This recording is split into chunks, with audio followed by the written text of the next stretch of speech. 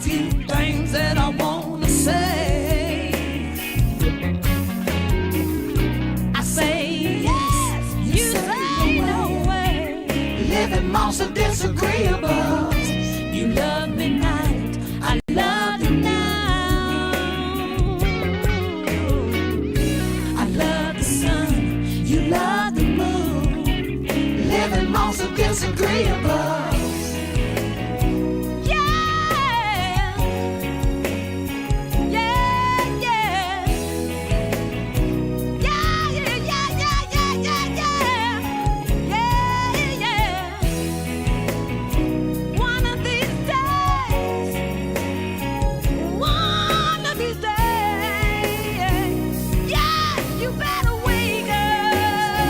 Hello, and welcome to As It Is Written. My name is Yaakov Ben Israel, and I'm the elder priest of the Culture Center of the New Covenant Congregation of Israel. We're located at 3901A Covington Highway in Decatur, Georgia. You know, when you look up on the earth today, there are wars going on every place, and it seems like all the nations just can't seem to bring peace upon the earth. But that's because they're trying to bring peace upon the earth the wrong way.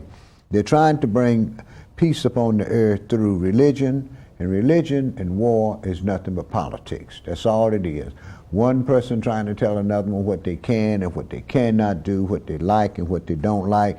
But no one wants to deal with what this so-called renamed Hebrew Israelite over here in America. No one care about what we have on our minds, but it's a reason for that.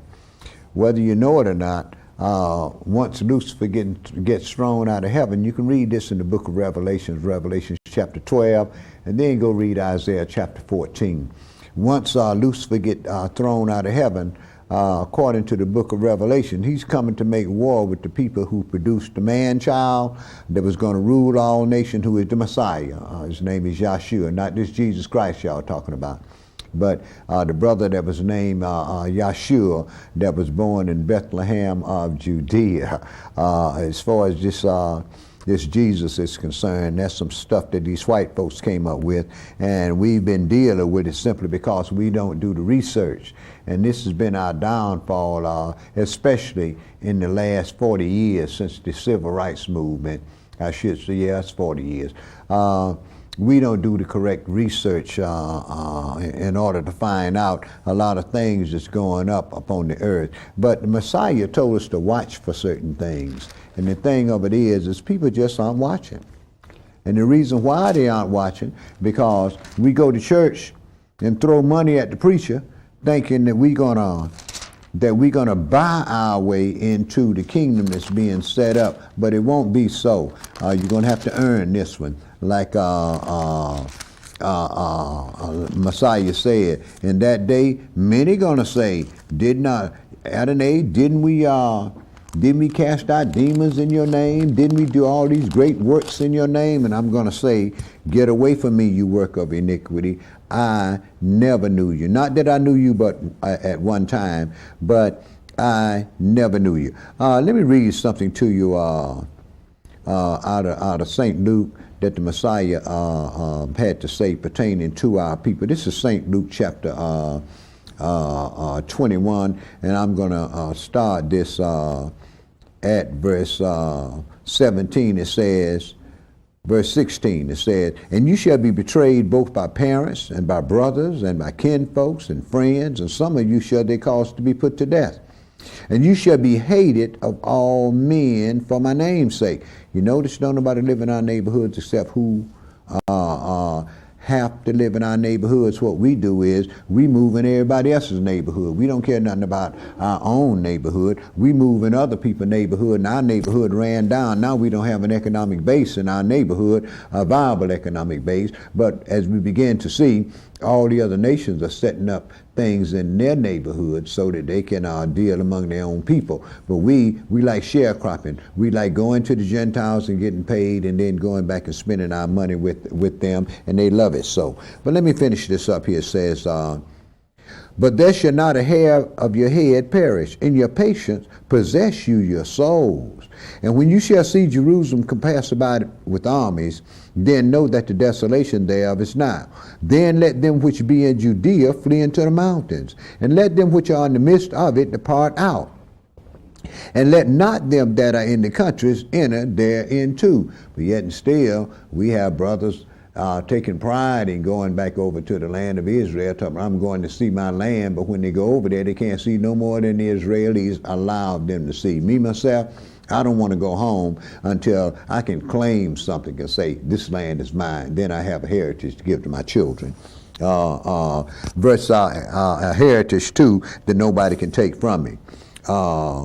Verse 22, for these be the days of vengeance, that all things which are written may be fulfilled. All the prophets, everything that the prophets had to say would be fulfilled once the Mashiach returns back to this earth. But see, when we go to church, we don't read the prophets. You know why? If your preachers go back in there and start reading those prophets, they'll find out one thing. Something is wrong with the doctrine that they're teaching. The prophets is saying something altogether different than what we are hearing in church today. As a matter of fact, according to the Bible, what they call Saturday is the Sabbath day. It starts Friday at sunset and it ends on the sixth day, Saturday, at sunset. But the Europeans set it up for Sunday, and we don't even go check, and we'll say, well, it don't make no difference. Every day is a Sabbath. Well, why didn't Yahweh bless and sanctify every day? The only thing he blessed, the first thing that he blessed and sanctified was the Sabbath day. And he told our people, the Sabbath is a sign between me and you. And that's the first thing them Gentiles changed, was the Sabbath day. Verse 23, but woe unto them that are with child, and to them that give suck in those days. For there shall be great distress in the land, and wrath upon his people. And they shall fall by the edge of the sword, and shall be carried away captive into all nations. And Jerusalem shall be trodden down by the Euro-Gentiles until the times of the Gentiles be fulfilled. Well, according to what I read and what the Messiah had to say, and according to what the prophets had to say, the Jews are in captivity. And the Jews will be in captivity in lands that their fathers did not know of until the Messiah returned. Now that's according to what the Bible has to say. Now I know your preacher tell you that Christ can come any day, but he can't. Christ cannot come until Yahweh pour his wrath of Revelations 8 and Revelation 16 upon the earth. Verse 25, and there shall be signs in the sun and in the moon and in the stars, and upon the earth distress and of nations with perplexity, the seas and the waves roaring, men's hearts failing them for fear, for looking after those things which are coming upon the earth, for the powers of the heavens shall be shaken. Well, let's look at that. Look at the weather patterns that we are beginning to receive. And scientists are telling everybody that global warming have this earth in bad shape, but it's their fault. It's all about greed. Everything is about money. Don't you know that I know that they can produce cars that didn't have to use fossil fuel? They have the technology, but the thing of it is this. We have some people in the White House, and the only thing that they are interested in is big companies making more money. This is why the corporate structure really is against the middle class, and they're trying to phase the middle class out, so you'll have only rich and only poor. Well, if you got to have something before you get something, then how you get your first is still a mystery to me. Verse 27, and then shall they see the Son of Man coming in the clouds with power and great glory. And when these things begin to come to pass, then look up and lift up your heads, for your redemption is now. Behold the fig tree and all the trees.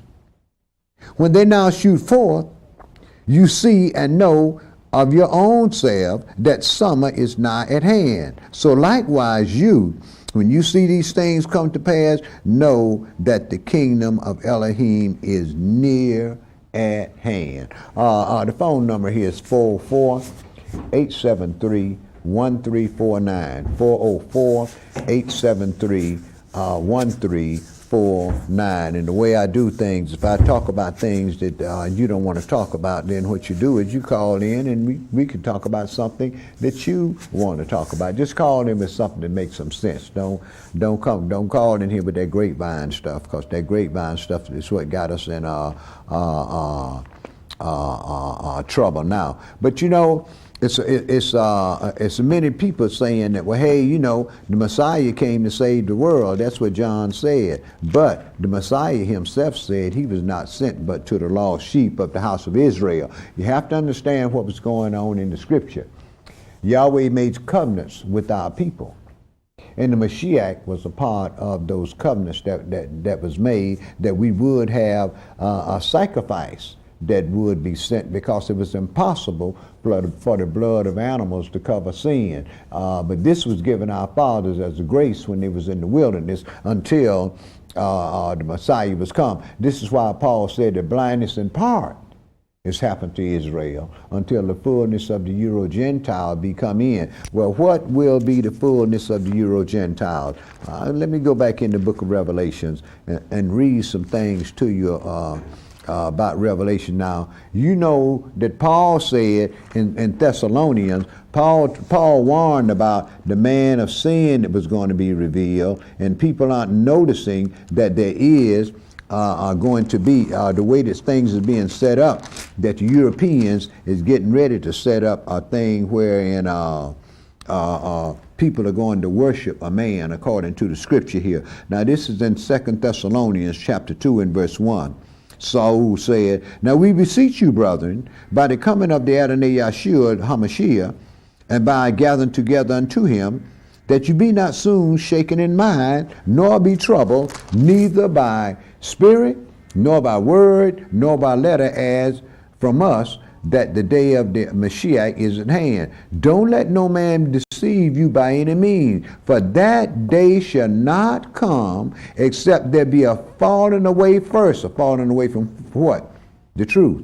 Churches is growing in leaps and bounds. They springing up them big whorehouses on every corner, seem like. And that man of sin be revealed, the son of perdition, who opposes and exalted himself above all that is called God, or that is worship. So he, as God, sits in the temple of God, showing himself that he is God. Remember you not that when I was with you, I told you these things? And now you know what withholdeth, that he might be revealed in his time. So Paul even talked about a man of sin being revealed here on this earth, that that's going to exalt himself above all that is called God. Now, let me back this up here in the book of Revelations, chapter 13. This has to do with political Babylon that they're putting together over in Europe now. It's called the EU, the New World Order that we were warned about. And this is Revelation chapter 13 and verse 1. John said, "And I stood upon the sands of the sea, and I saw a beast, which is an empire, rise up out of the sea, having 7 heads and 10 horns, and upon his horn 10 crowns, and upon his head the name of blasphemy." Now, if you get back in the book of Daniel 7, and start reading at Daniel 7, Daniel tell you who the 7 heads are, and who the 10 horns are, and who the 10 crowns. And Daniel told you that these were kings that was going to come up. The 7 heads were the 7 people that ruled the Holy Roman Empire. It has been the 7 rulers that ruled the earth since 606 BC, and it was all called the Babylonian Empire. And Rome fell in 476 AD. That's when one of those heads was wounded. And as we see, they're putting that back together just like John the Revelator said. But let me go ahead and read this. "And the beast which I saw was like unto a leopard." Now, that's referring to Alexander the Great. It's referring to the time that he conquered the earth. He conquered the earth quicker than anybody else. It was only 12 years. "And his feet were as the feet of a bear." Well, we know that was the Medo-Persian Empire with the Russians. "And his mouth, the mouth of a lion." This was Nebuchadnezzar, who was the head of gold on the statue in Daniel 2. And the dragon gave him his power and his seat and great authority. And I saw one of his heads as it was wounded to death, and the deadly wound was healed, and all the world wondered after the beast. Rome fell in 476 AD, and they received the deadly wound. Now, here it is. They're putting it together. Now they're calling it the EU, and they already have their currency on the market. It's called the euro. You might want to check it in your newspaper on your money mark as far as how it matches up against the dollar. I think we got a call on the line. Go ahead, caller. You on the air? Can you hear me? Hear me? Yes, sir, my brother. Yeah, I was watching your program, and I was noticing that you're reading out of Revelation, and I was just wondering why is it that on Sunday mornings when I watch TV, I never hear the preachers preaching talking about the book of Revelation. There are religious shows. None of the preachers talk about this same book that you're reading out of, and I was wondering if you had an answer for that. I'll hang up and listen to your answer. Thank you very much. Okay, thank you for calling in there, my brother. The reason why they don't read out of the book of Revelation because they're afraid of the book of Revelation. Revelate means to reveal. And they don't want to go back in the prophets and do all the research it's going to take to put this beast together. Brother, it took me 10 whole years to put the book of Revelation together. 10 whole years of research. And but once it came together, what it did was showed how truthful the holy prophets that came from our people were, how they put this whole thing together back in the Old Testament. But it came the way it was given. This prophet has a little, that prophet has a little, and that prophet has a little. But Scripture can't be broken. And this is why you're able to go back into the book of Daniel and into the prophets and put the book of Revelations together. People say it's scary. It's not scary. Revelate means to reveal. That's what it means, to reveal. Well, they don't know about the book of Revelation because they don't know the symbolism that's written in Revelation. And they, in Revelation, bust up their stuff. The book of Revelation bust up their stuff. I'll give you a good example of what I'm talking about. I'm going into Revelation 7 now. Right now, we're in the 5th seal. It's another seal going to be open. It's 7 seals. 5 has already been opened. We're in the 5th seal now. The 6th seal is when Lucifer this is Revelation 6 and verse 12. That's when Lucifer gets thrown out of heaven. Now, if you read that, and then go into Revelations 12 and read Revelations 12, you'll find out that when Lucifer gets thrown out of heaven, he's going to make war with one nation of people. And that nation of people is the Hebrew Israelites that produced the Messiah. And truly, in the Old Testament, all of the Jews was black. But see, since them Christians been in power, they were the ones that set up the people, them imposters over there in Israel now as the Jews. But according to the Old Testament, all the Jews were black, and the Jews are in captivity in a land that their fathers did not know of. Well, America hadn't been discovered by these Euro-Gentiles during the time that our fathers was in the land. America was the last place set up, and Yahweh put us over here in America because away from that Eurasian continent over there, simply because America is going to be the first one to be destroyed. The first country that's going to be destroyed is America, and then this is the country that's really in the way of the Pope setting himself up as God and a man up as the returned Messiah.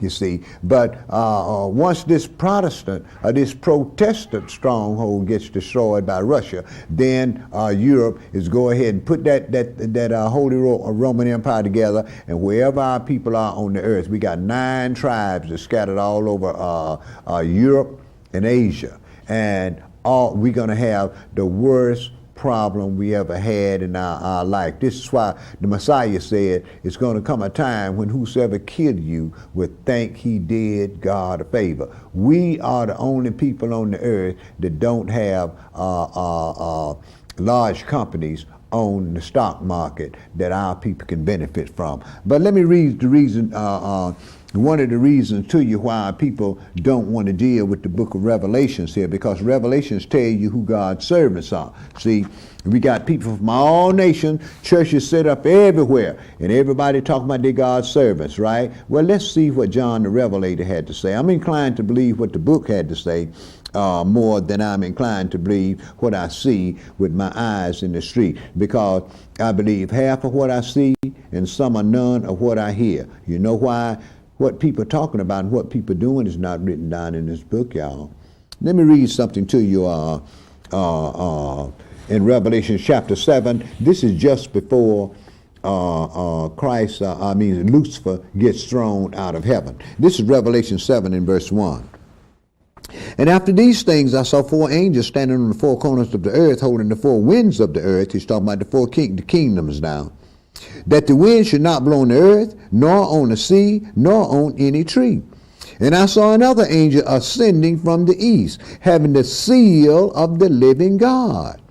And he cried with a loud voice to the four angels to whom it was given to hurt the earth and sea, saying, Hurt not the earth, neither the sea, nor the trees, till we have sealed the servants of our God in their forehead. Don't you hurt anything, y'all, until we have sealed God's servants in their forehead. Now, everybody talk about they serving God, and they got whorehouses spread all over the land, right? Well, let's see who God's servants are according to the Bible. You have to understand, the new covenant that Christ came and verified, it was sealed, that he sealed in his blood. That covenant was made with the same people that the old covenant was made with, the house of Israel and the house of Judah. And even when our people was in the wilderness at the covenant of salt at Mount Sinai, there was a provision made in the law for the strangers that sojourned with us.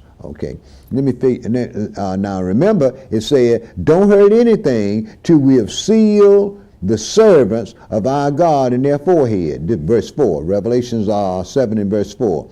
And I heard the number of them were sealed, and there were sealed 144,000 of all the tribes of the children of Israel. That's who Yahweh's servants is. And to show you that, people talking about, well, we're going to be with the Messiah wherever he goes. Well, let's see again. It's Revelations 14.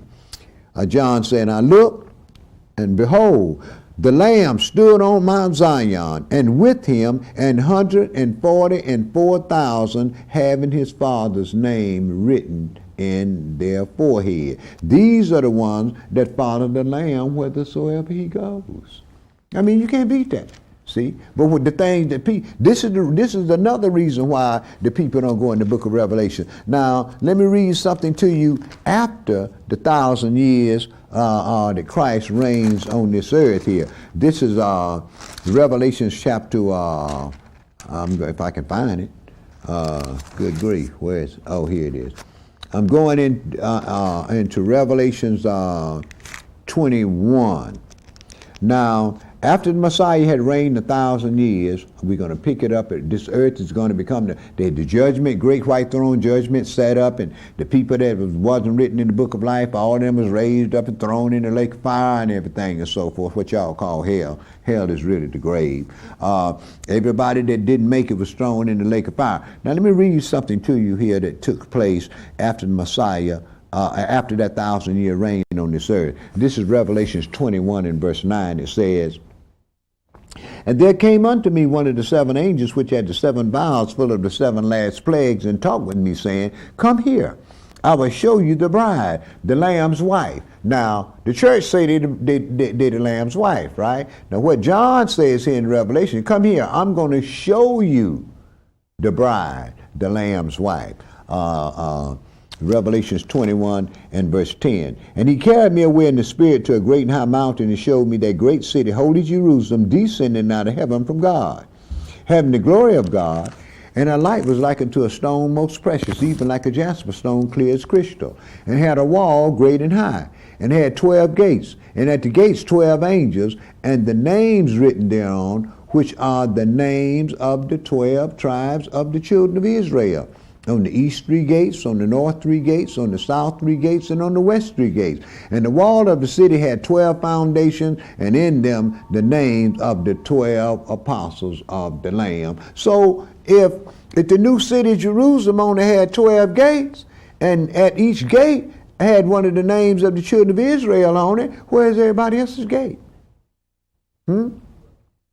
Like Paul said, like the Messiah said, salvation is of the Jews. Like Paul said, and so it is written, all Israel shall be saved. There shall come a deliverer out of Zion that shall turn ungodliness away from Jacob, because this is my covenant with them when I take away their sin. And Paul also said in Romans 15 that Christ was the minister to the Jews to confirm the promises made to our fathers. So we have to consider these things. I think we got another call on the line. Go ahead, caller, you're on there. I want you to explain what you said a moment ago about hell being in the grave. And I'm going to hang up and allow you to answer. Remember when David said, for you shall not leave my soul in hell, neither shall you suffer your Holy One to see corruption? Huh? Well, David was talking about the grave. David didn't go ain't no place underground where they got no red man, little red man with a red suit on with a pitchfork. That's the lie that we got from them Christians.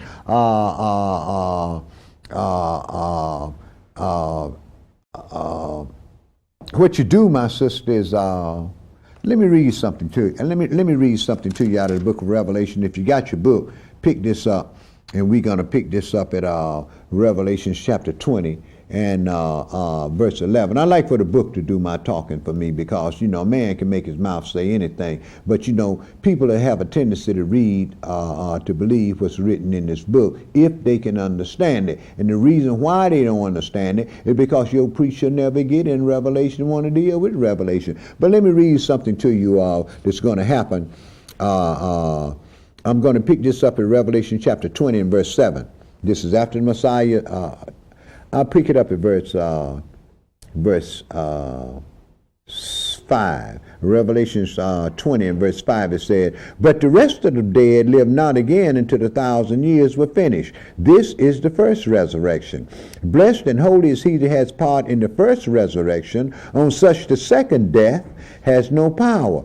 But they shall be priests of Elohim and the Mashiach, and shall reign with him 1,000 years. And when the 1,000 years are expired, Lucifer shall be let out of his prison, and shall go to deceive the nations in the four quarters of the earth, Gog the prince, and Magog, which is Russia, and gather them together to battle, the number is whom is as the sands of the sea. They went up on the breadth of the earth, and compassed the camp of the saints about, and the beloved city, and fire came down from Elohim out of heaven, and devoured them. And the devil that deceived them was cast into the lake of fire and brimstone, where the beast and the false prophet are, and shall be tormented day and night forever. Where? In the lake of fire. Okay. Verse 11, and I saw a great white throne, and him that sat on it, from whose face the earth and the heavens fled away, and there was no place found for them. And I saw the dead, small and great, stand before Elohim, and the books were opened, and another book was opened, which is the book of life. And the dead were judged out of those things which are written in the book, according to their works. And the sea gave up the dead which were in it, and death and hell delivered up the dead which were in them, and they were judged every man according to his work. And death and hell was cast into the lake of fire. This is the second death. And whosoever was not found written in the book of life was cast into the lake of fire. Now remember, it said death, there be no more dying, and the grave, which is hell, was cast into the lake of fire. You see, but we've been told that hell is a place under the ground where when you bad, that's where you go. If you good, you going to hell. Christ himself went to hell. They put him in that grave, didn't he? Well, he was in hell. You see, he didn't go down there underneath the ground and preach to the dead. When you're dead, you're done. Let the good times roll. You don't get no second chance. No second chance with that. If you don't make it, you done. You can forget that. You can forget that. Let me read something to you about the resurrection of the dead anyways. My sister, I hope I took care of your problem there. If I didn't, give me a call back and we'll chat a little bit more about that. It talked about the resurrection of the dead. Let's read something that the prophet had to say. See, this is what I like to do. I like to read what the prophet had to say, and then you make up your own mind about it. Okay, if you believe it, you believe it. If you don't believe it, you don't believe it. Then you might as well take the rest of the book and throw y'all don't believe what's written in the Old Testament no ways, because the preacher done told y'all Christ nailed all of that to the cross, and that's where all the future prophecies are of what's going to be set up on the earth is in the Old Testament. The prophet, each one of the prophets had something. That's why folks don't know what's going on in the church. That's why everybody walking around talking about they going to heaven. Well, let me show you where Yahweh said he's going to bring, the Messiah said he's going to bring the children of Israel when he raise them up out of the dead. I'm going into Ezekiel 37 chapter. It's called the Valley of Dry Bones. I'm going to read. I know y'all heard some of these hacking Baptist preachers talk about it, and everybody jumping up and shouting, and when he got through, he ain't even touched on what the book talking about. This is Ezekiel 37 and verse 1. The hand was Yahweh was upon me, and carried me out in the spirit of Yahweh, and set me down in the midst of the valley, which was full of bones, and caused me to pass by them round about. And behold, there were very many in the open valley, and behold, they were very dry. And he said unto me, Son of man, could these bones live? And I answered and said, O Adonai Elohim, you know. Again he said unto me, Prophesy upon these bones, and say unto them, O ye dry bones, hear the word of Yahweh. Now remember, Christ said there's going to come a time when even the dead is going to hear the voice of the Son of Man, and is going to come forth to everlasting life. Okay? Remember that. Verse 5. Thus said the Adonai Elohim unto these bones, Behold, I will cause breath to enter you, and you shall live. And I will lay muscles upon you, and will bring flesh upon you, and cover you with skin, and put breath in you, and you shall live, and you shall know that I am Yahweh. So I, as he commanded me, and as I prophesied, there was a noise, and behold, a shaking, and the bones came together, bone to his bone. And when I beheld, look, the muscles and the flesh came upon them, and the skin covered them from above, but there was no breath in them. Same thing happened to Adam when he was created, remember? He was laying on the ground, he was a dead soul, and then Yahweh breathed the breath of life into his nostril, and he became a living soul. He didn't breathe no spirit in him. He breathed the breath of life in him, and when you cut off that breath, you're going to die. You can believe that. Verse 8. Verse 9. Then he said unto me, Prophesy unto the wind, prophesy, son of man, and say unto the wind, Thus saith the Adonai Elohim, Come from the four winds, O breath, and breathe upon these slain, that they may live. So I prophesied as he commanded me, and the breath came into them, and they lived, and stood upon their feet, an exceeding great army. Then he said unto me, Son of man, these bones are the whole house of Israel. Behold, they say, Our bones are dried, our hope is lost, we are cut off from our parts. Therefore prophesy and say unto them, Thus saith the Adonai Elohim, Behold, O my people, I will open your graves, and cause you to come out of your graves, and bring you back to the land of Israel. But everybody out here talking about they're going to be flying off the Never land. Remember, Paul said in the 2nd chapter of Romans, glory and honor is to the Jew first. Zechariah 8 chapter tell you that when the Messiah sets up his kingdom, that the nation's going to grab onto the coattail of a Jew saying, we will go with you because we've heard that God is with you. Verse 12. Therefore prophesy and say unto them, Thus saith the Adonai Elohim, Behold, O my people, I will open your graves and cause you to come up out of your graves and bring you to the land of Israel. And you shall know that I am Yahweh, when I have opened your graves, O my people, and brought you up out of your graves, and shall put my spirit in you, and you shall live.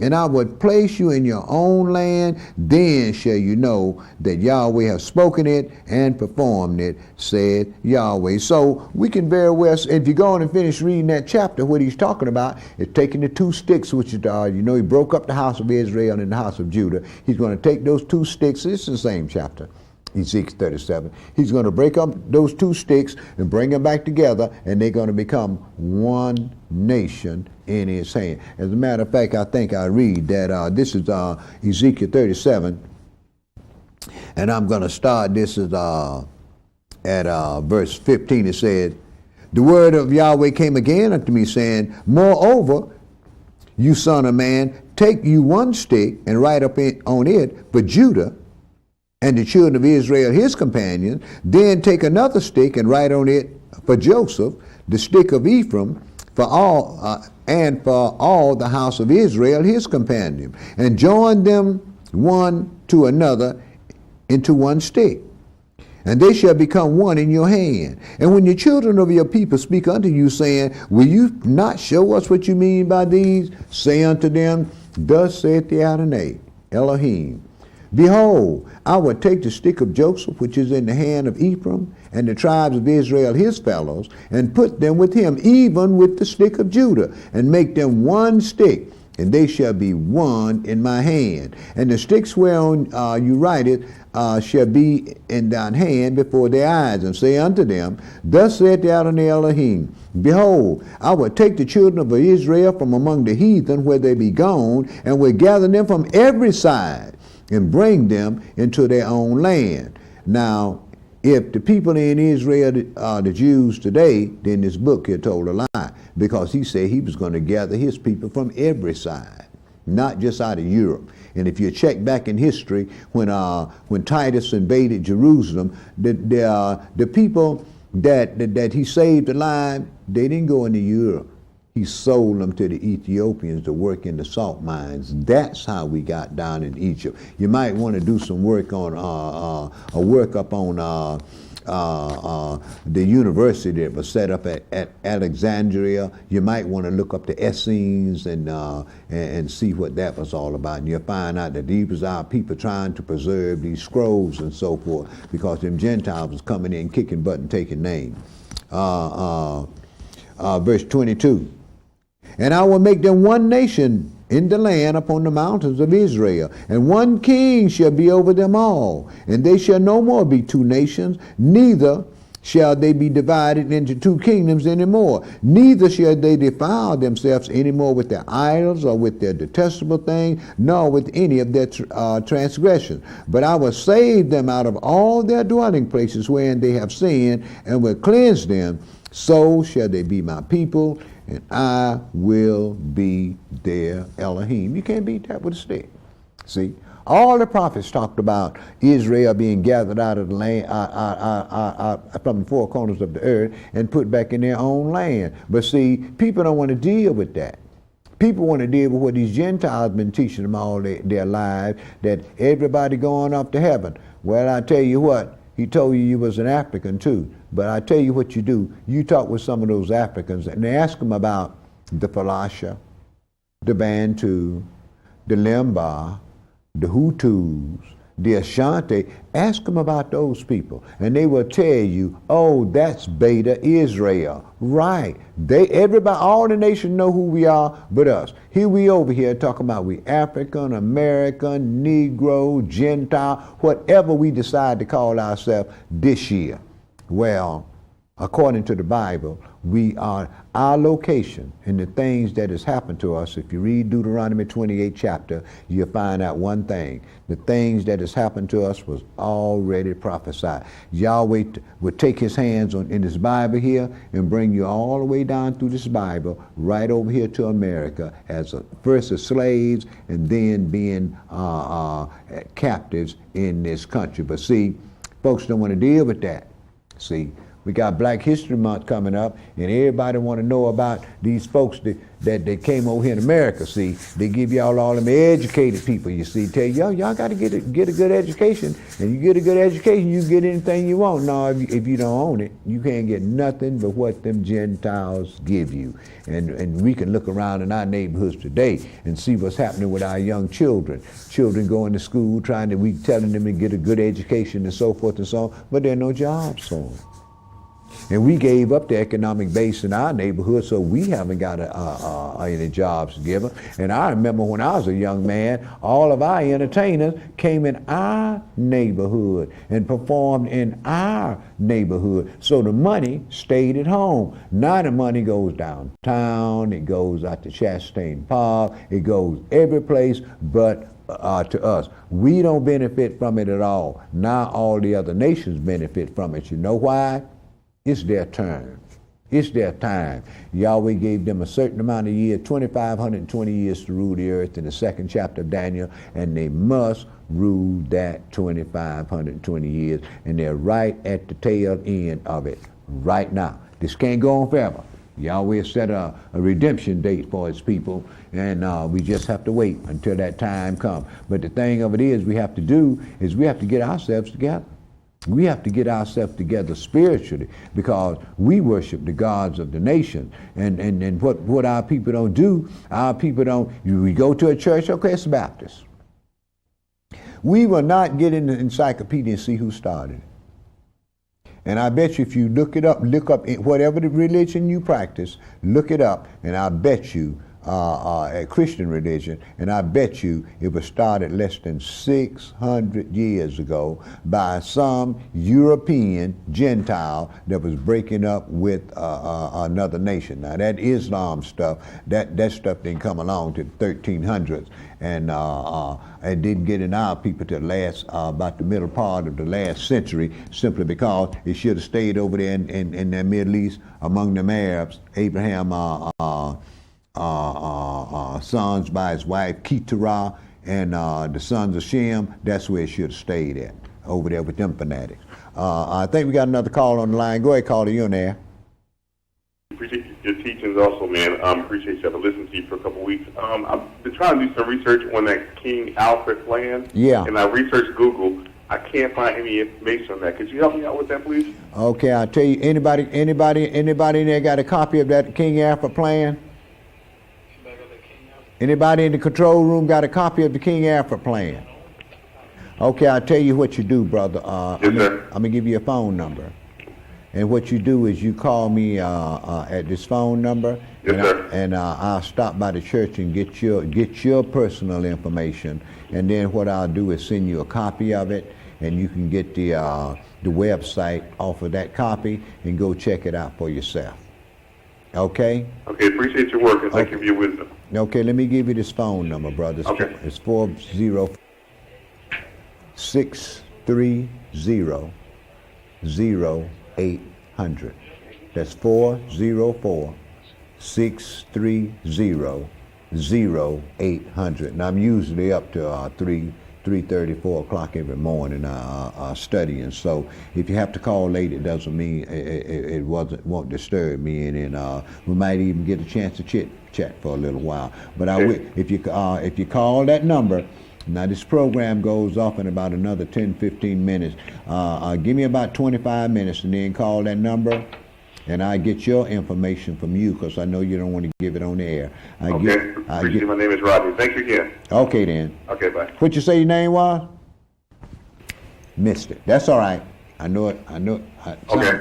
What you say your name was now? Rodney. Robbie? Rodney. Roger? Yes, sir. Okay. I'll be looking for your call, brother. Appreciate your wisdom. I look forward to talking to you. Yeah, so do I. Appreciate you. Yeah, what the brother was talking about is the King Alfred plan. I don't know whether y'all are hip to it or not, but the King Alfred plan came out of the office of the Secretary of the Interior of the United States government, and it includes all of your government, all your law enforcement agencies. And they told you, they plan these military bases they closed up. They say when this economic revolution comes, they're gonna start putting us on those military bases. Didn't they do it to the Japanese back in World War II? Well, we wouldn't have no problem.